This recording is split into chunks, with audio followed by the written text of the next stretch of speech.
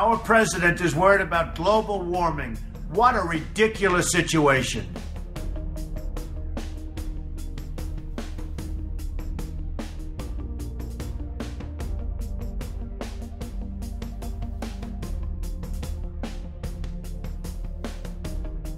Today, the world meets the moment.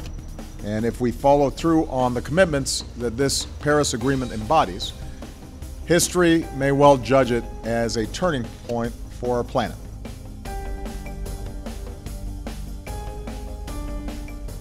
The remarkable thing about the Paris Climate Agreement is that for the first time in literally over 20 years of negotiations, you had every country in the world coming forward and saying, we're going to do our part.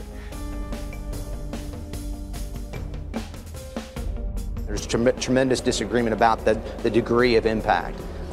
So no, I would not agree that it's a primary contributor to the global warming that we see. Regarding the question as to climate change, I think the president was fairly straightforward. We're not spending money on that anymore. We consider that to be a waste of your money. It's urgent that we reduce emissions dramatically. Because the reductions that are needed are so dramatic, every country has to be on board.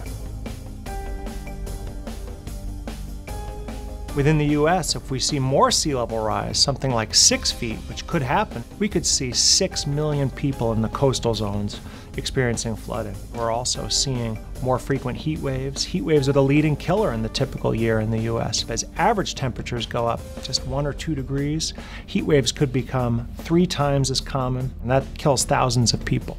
But climate change isn't just going to impact people in the U.S. Some of the greatest vulnerabilities are going to be in developing countries.